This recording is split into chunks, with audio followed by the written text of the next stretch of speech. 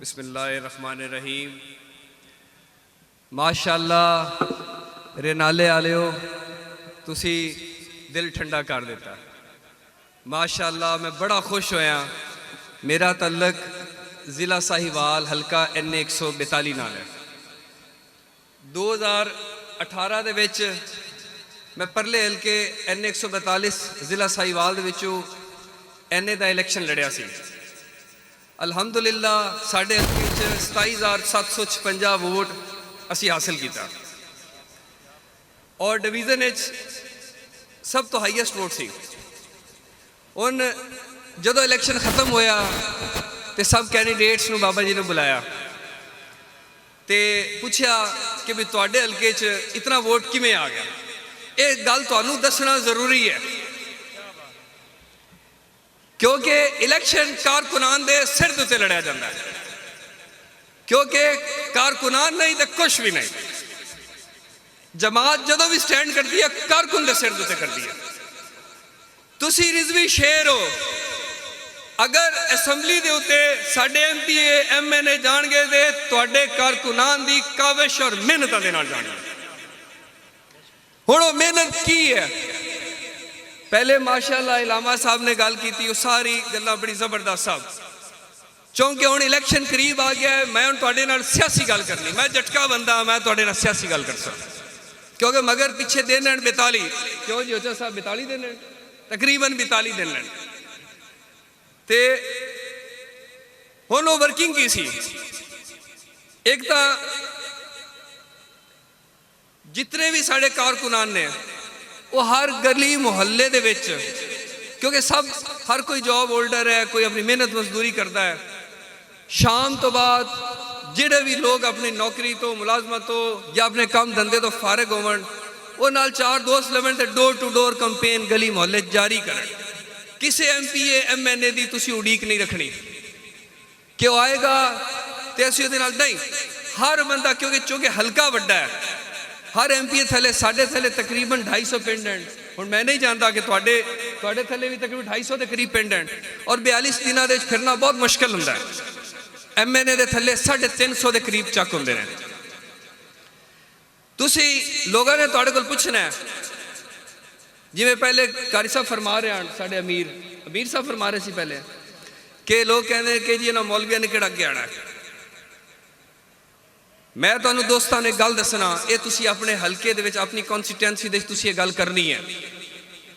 जदों सुहेल वड़ाइच साहब ने एक इंटरव्यू लिया ना बाबा जी का, तो उन्होंने कहा कि ऐसी आपके पास क्या बात है कि अगर लब्बैक का हुकूमत मिल जाए तो ये पीपल्स पार्टी से ये मुल्क नहीं चला, नून लीग से ये मुल्क नहीं चला, तो आपके पास ऐसी क्या बात है कि आप इस मुल्क को चला लेंगे।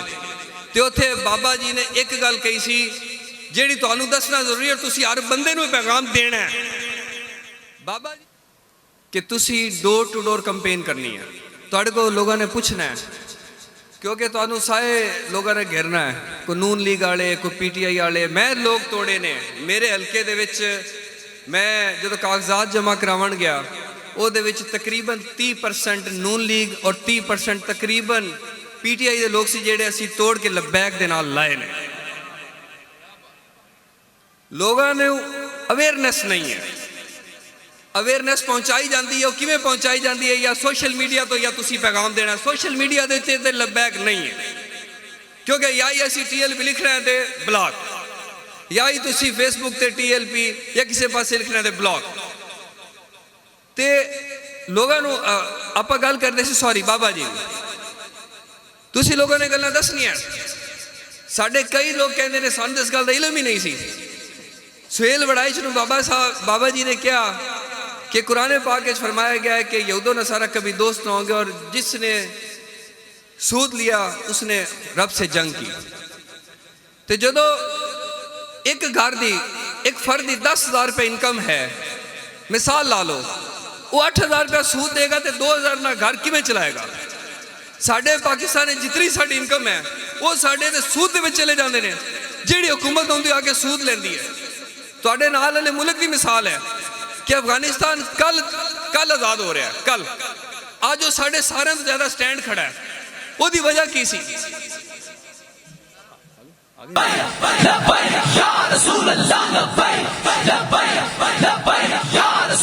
अपने पैसे तय करो, ਅਸੀਂ ਤੁਹਾਨੂੰ ਕਿਸ਼ਤਾਂ ਲੱਗ ਜਾਾਂਗੇ, ਅਸੀਂ ਤੁਹਾਨੂੰ ਕੋਈ ਸੂਦ ਨਹੀਂ ਦੇਣਾ। ਇੱਕ ਇਹਦੇ ਵਿੱਚ ਤੁਹਾਡੇ ਮੁਲਕ ਦਾ, ਤੁਹਾਡੀ ਗੈਰਤ ਦਾ पूरी दुनिया ਤੁਹਾਡਾ ਨਾਮ ਬਣੇਗਾ कि यह मुल्क गैरतमंद मुल्क है। जिमें आज हर बंदा अफगानिस्तान की मिसाल दिंदा है कि गैरतमंद मुल्क है जिन्हें सूद के खिलाफ जंग की थी। तो मेरे दोस्तों आप इस चीज़ को इन लोगों को समझाना है। तुसी अपने हल्के हर डोर टू डोर हर बंदे नाल गल करनी है। जेड़ी पिछे हुकूमत आईयां सब तुहाडे सामने मिसालां ने कि रेमंड डेविस भी आया सी, उन्हें की कीता, साडे भाईयां दिन दिहाड़े उन्हें गोलियां मारियां। और साडा मुल्क उन्हें की कीता कि साडी हुकूमत ने नून लीग की हुकूमत गया ना, उन्होंने प्रोटोकॉल ना, यकीन करो कि 302 तक मुलजम होवे और वो 2 जहाज प्रोटोकॉल ना छड़ के आवे, इस वड्डी भी कोई बेगैरती हो सकती है? कोई नहीं हो सकती। फिर उस तो बाद उस तो पहले की गल है डॉक्टर आफिया सदीकी वाला वाकया, साड़ी उस बेटी नाल की कुछ नहीं हो रहा। मैं अगले दिन खबर पढ़ रहा सी कि डॉक्टर आफिया सदीकी नाल जेल दे विच ओदे नाल बुरा सलूक किया जाता है, ओदे नाल ਉਹਦੇ ਉੱਤੇ गलत मतलब गलत ਉਹਦੇ ਨਾਲ ਸਾਰੇ जेल गलत हरकत सकनात हो रही ने। लेकिन मजाल है कि किसी भी जमात ने कोई स्टैंड लिया हो, सिर्फ एक वाहिद जमात है लब्बैक जी स्टैंड लेंदी है। तुसी अपने हल्के जाके लोगों नाल गल्लां करनियां ने कि उस टाइम नून लीग कित्थे सी, अज तुसी नून लीग दे वोट मंगदे हो, अज तुसी इमरान खान दे वोट मंगदे हो, कित्थे सी उस टाइम? ये सस्ती शोहरत ने ली इमरान खान ने। मैंने कई लोग कहते थे कि उसने यूएनओ में जाके ये किया, उसने ये किया। मैं क्या जी आसिया मलूना सी उन्होंने रिहा मेरे बाजी ने किया सी। डॉक्टर अपना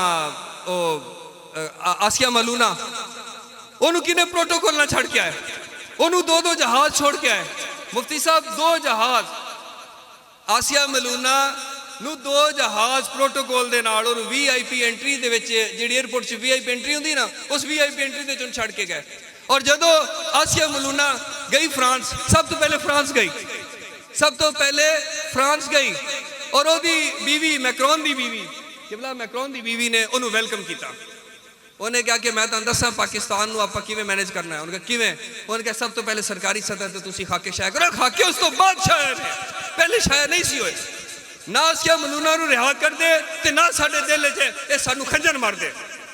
साडी शहादतां ने साडी शहादतां किस वजह तो हुईयां? ऐसे वजह तो हुईयां ना, असीं भुलांगे नहीं भुलांगे।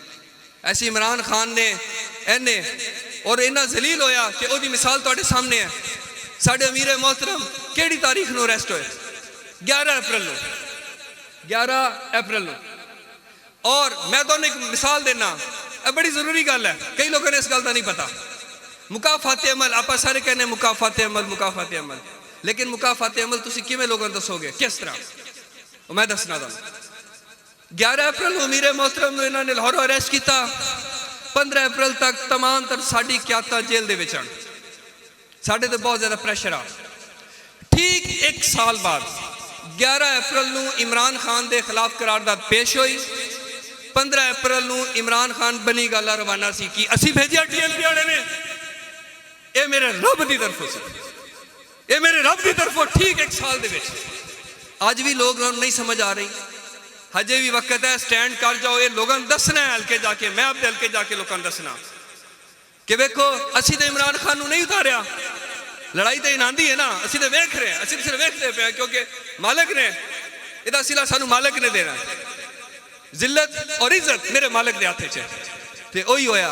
ठीक 1 साल दे विच इमरान खान जेल जलील, ऐसा जलीलो ख्वार होया। नवाज शरीफ ने खत्मे नबूवत उत्ते डाका मारिया, ऐसा जलीलो ख्वार होया, ऐसा जलीलो ख्वार होया कि मां दा जनाजा ही ना पढ़ा। इमरान खान ने आसिया मलूना रिहा किया, साडियां शहादतां होईयां, ऐसा जलीलो ख्वार होया, ऐसा जलीलो ख्वार होया कि अंदरों मरदा है, कहता खुदा दा नाम मेरे डील कर लो, मरदा है अंदर। जरदारी ने मुमताज कादरी वाला वकूआ तुहाडे सामने है, की कीता कि आज तक पूरी जिंदगी वास्ते पंजाब चो खत्म हो गया कि असीं टीएलपी वाला कीता।